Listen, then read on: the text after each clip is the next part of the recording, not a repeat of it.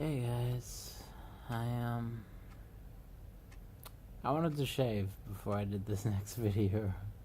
This is getting out of control. But I don't have the energy. I just don't yet. I am about a week post-op.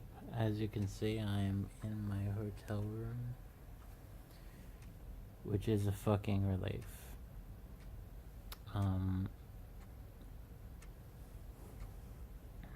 Just got done throwing up for the third time. I don't think that I'm sick or anything. I think that my body's just trying to reject all the new stuff. I have anemia, so it makes sense that, as soon as my body registers, wait a minute, something ain't right here, that it would revolt a little bit.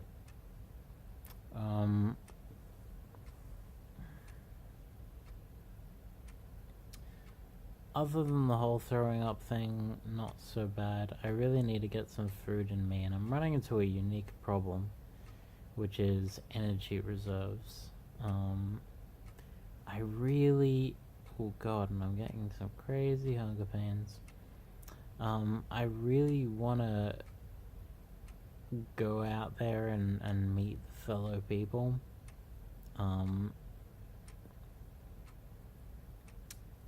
Do some meet and greets and have some food with them.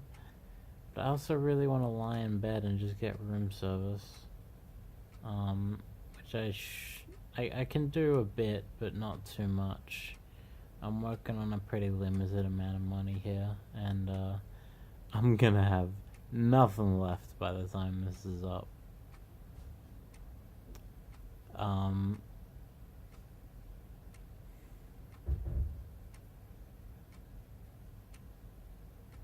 Yeah, I don't know.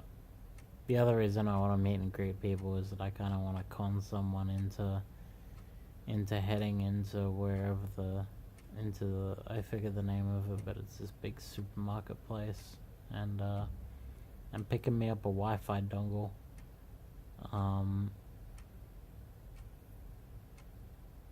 Definitely, like, top 3 regrets: coming alone,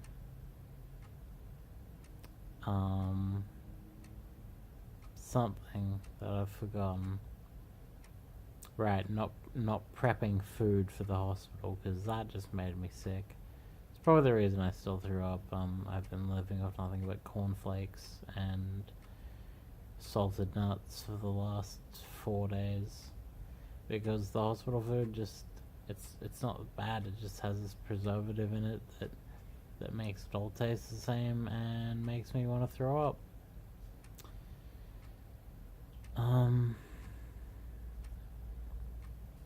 It's frustrating. There's a pizza place. There's a place called the fucking Pizza Company down the road, but I just don't have the energy to get there,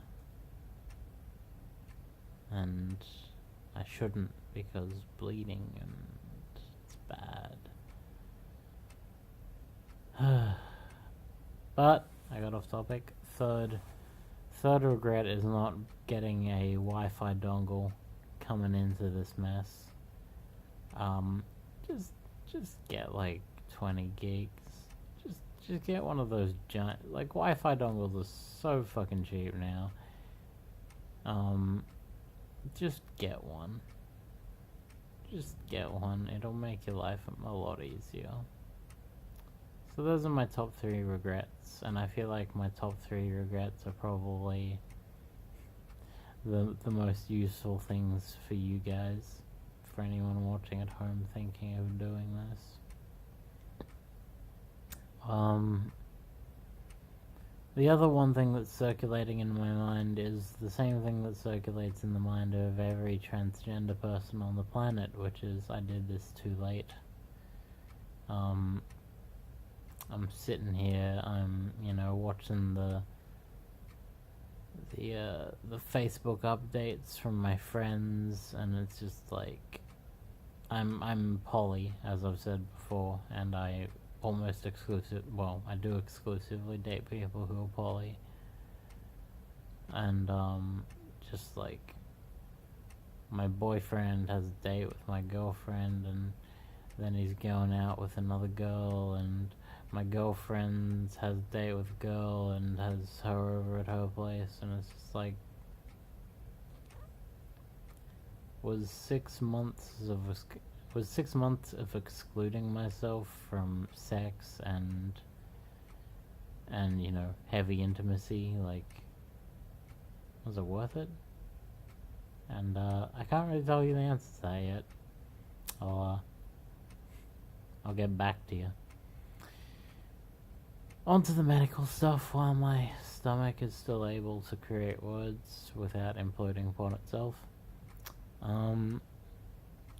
Dilation. I feel like I can't really say. I feel like I don't have the right to say whether dilation is easy or not. Dilation is basically just identical to anal training.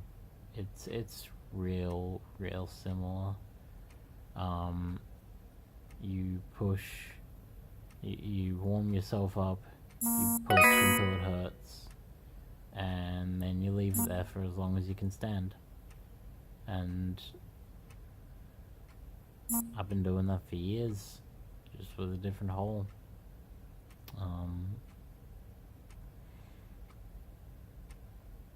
I don't know. Seems pretty easy. Oh yeah, depth. 7.5 inches, baby. That's one thing to be excited about. And judging from what I've read, I could probably extend that to 8 inches if I'm a little vigorous. I'm glad to be back in the hotel, but the dysphoria from this beard is starting to kill me. Normally I'm not too bad about facial hair dysphoria, but it's getting to the point where I just, oh god. And yeah, just the food and money situations are both miserable. There's a unique frustration which I believe anyone in the audience in a wheelchair or with a real heavy like energy per day problem can probably empathize with, but everything's right there. You can just get it, but you can't, and it's infuriating. It's like I can't even tell you how much I could go for a pizza right now. Holy fuck, I could go for a pizza right now. Anyway, I'll hit back one thing on the dilation stuff, and then I'll cut this one off. Assuming you're like me and the dilation isn't too much in the way of painful, it's just a fucking mess. I just had my second one, and one of the Chombrody assistants, one of the Supon's assistants was there, handing me the next object that I needed as I was standing up in the well, obviously when I first started dilating I was doing it on the bed, and that's probably the easy part. That's the painful part, but it's the easy part. You do that. Just for anyone who isn't aware, you need to hold a dildo-like object inside of yourself at the maximum depth of your vagina for the duration of 30 minutes. If it doesn't hurt, then it's not too bad. It's just a little boring. But yeah, the problem afterwards is you have to jump into the shower. You have to obviously wash off all the massive amounts of lubricant. You have to use this HIPAA scrub stuff. I don't know if I'm pronouncing that right. To wash down the area. Needed to shower that off. Probably need to shower yourself because getting in the shower and not having a shower is a really unpleasant feeling. I don't know if that's just me, but that's how it goes for me. Then you need to... Whoops. Sorry, a light behind me. Then you need to...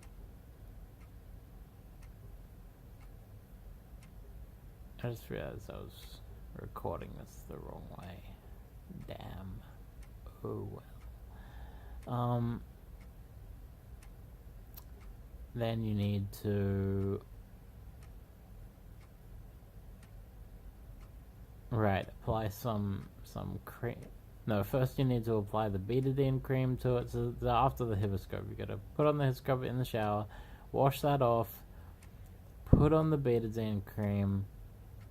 You need to put on this other cream, which I forget the name of.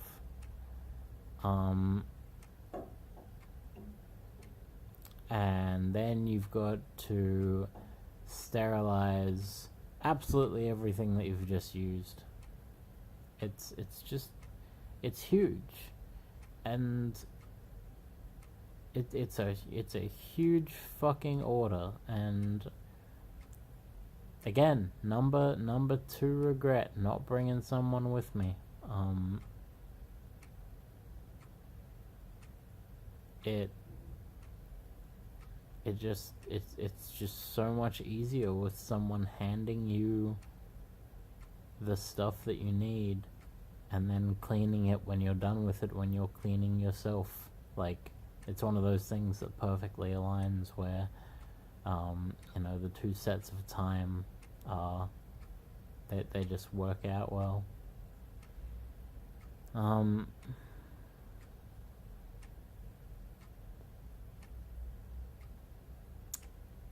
Yeah. Bring someone with you. Ignore that part in the email that says like most people come alone. No, they fucking don't. They don't. They just don't. I'm here. I can see the other people. They ain't here alone. Fuck off. Yeah, bring a partner, or if you're on really good terms with them, your mother. Bring someone who you're not gonna mind seeing you naked in extremely compromising situations. And just get some help. But hey, we're in this alone, and good news for those of you who are, you don't have anyone to bring, or you opt to go alone or whatever. Still doable. I'll tell you if it's not doable. Yeah, nothing else has been super bad. They cut the suitors earlier today. That was unpleasant. There's a lot of unpleasantness. There's when Spawn pulls out the packing, you look down and he's pulled out like a fucking gigantic wad of solid tissue that's just covered in blood and mucus. I told you guys. I told you this would be overt.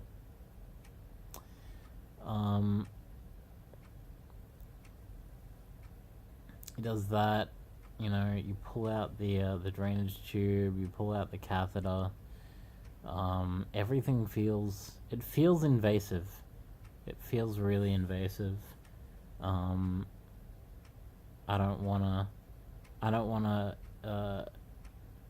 impinge on anyone who's been raped, but I now have a greater understanding of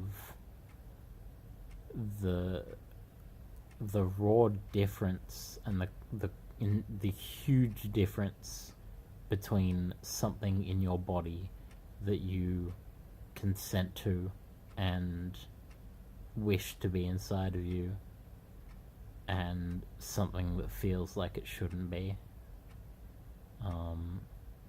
It's a It's indescribable. Come to Chonburi, experience it yourself. Hey. Anyway,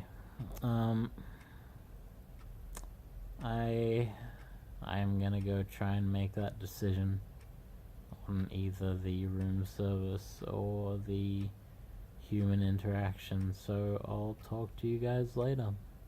Oh, what day is it? I'm out of this hospital. I can't bring up the date. It's Thursday or Friday. I don't fucking care anymore.